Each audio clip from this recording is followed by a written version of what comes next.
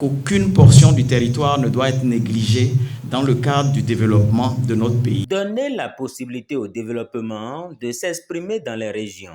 L'IAJP fait de la viabilisation des zones enclavées une urgence et ce, avec un panel de discussion de haut niveau. La question de la viabilisation des régions est non seulement un rôle régalien de l'État, mais un devoir préalable à toute question liée au développement. La viabilisation des territoires est pour moi indissociable d'une bonne décentralisation. Ce n'est pas parce que nous avons des bâtiments administratifs érigés, peut-être dans lesquels 99% de la population n'aura jamais accès, ne va jamais mettre les pieds, que nous sommes une nation développée. Ce n'est pas parce que nous avons des immeubles, ce n'est pas parce que nous aurons des immeubles administratifs. Pour moi, le développement, en majorité, est apporté par la création de la richesse.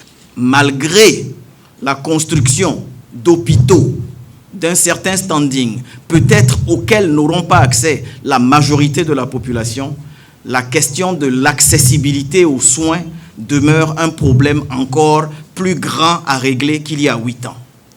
Si on doit être honnête, on doit réaliser qu'aujourd'hui, après 8 ans, il est beaucoup plus difficile de se nourrir d'une manière qualitative, peut-être même quantitative. Si on doit réellement être objectif, on doit aujourd'hui réaliser et accepter, même si ça fait honte de le savoir, que nous vivons beaucoup plus difficilement qu'avant, malgré le fait que nous soyons sous une pression fiscale de plus en plus grande. Les zones d'un pays ne sont pas, de façon naturelle, ne sont pas pourvues de la même manière. Il y a des régions qui sont beaucoup plus favorables que d'autres en matière d'agriculture, par exemple, qui sont beaucoup plus favorables que d'autres en matière de climat, etc. Donc, un développement équilibré, équitable, doit pouvoir tenir compte de ces aspects-là. Qu'est-ce qui fait le handicap de telle région et pour qu'on puisse adopter une politique qui permet de répondre de façon équitable aux handicaps des différentes régions. Le problème continue de se poser.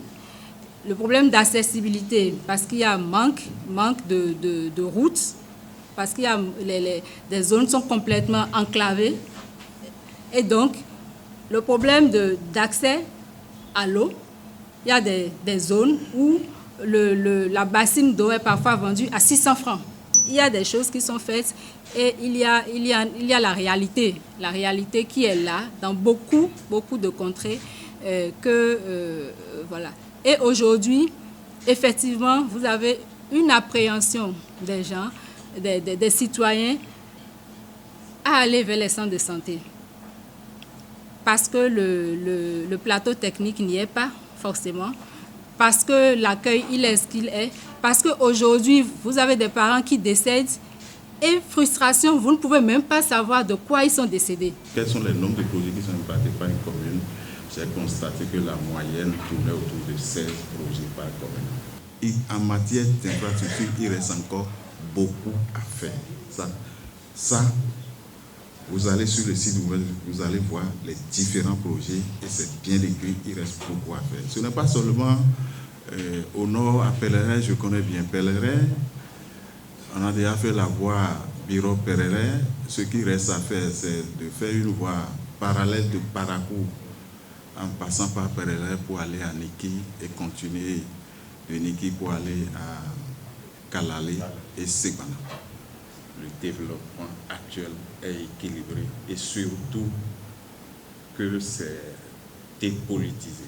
Le développement actuel au Bénin est équilibré et dépolitisé. Panéliste, l'ancien ministre d'État chargé des Travaux publics et des Transports n'ira pas loin avant d'être arrêté dans son élan. Je pense que toute personne un peu jalouse du bien-être de son prochain devrait pouvoir ne pas aller dans le sens d'applaudir le fait que M. Gustave Sonnon a dit que toutes les régions étaient favorisées, étaient équilibrées en matière de développement, parce qu'on voit clairement qu'il y a encore, d'une manière assez évidente et criarde, des disparités de développement, y compris des déséquilibres peut-être organisés dans le développement de certaines régions.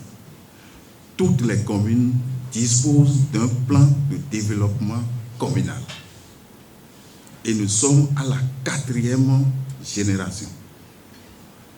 Ça veut dire qu'il y a eu première génération, deuxième génération, troisième génération.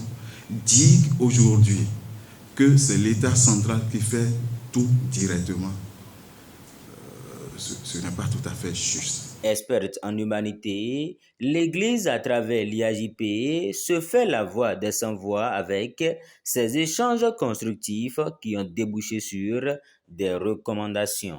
Quand je revois tout le débat, je pense que l'une des recommandations aussi qu'il faut faire, c'est d'évaluer un peu cette politique des agences et toutes les réformes de la décentralisation.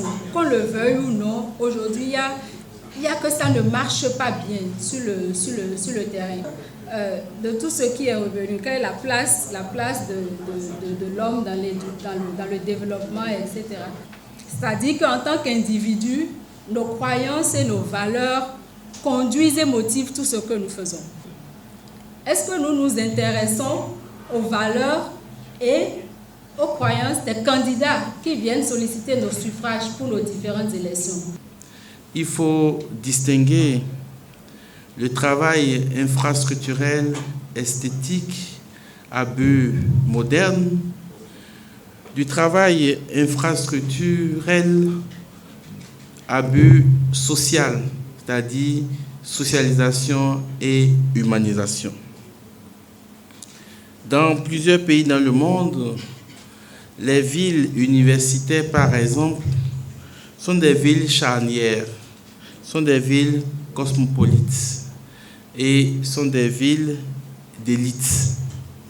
Le travail humain en matière de développement est un travail qui ne consiste pas en une œuvre politique.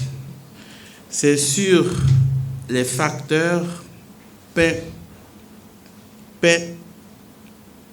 justice, solidarité, amour qu'on évalue un bilan étatique. À l'IAJP, c'est aujourd'hui un défi pour nous de garder la parole comme la flamme allumée, la flamme démocratique. Et soyez toujours des nôtres. Rendez-vous le mois prochain avec les cercles de réflexion, toujours sur le thème à savoir, pour un développement durable et équilibré, l'urgence de viabiliser les régions défavorisées. Merci. Merci.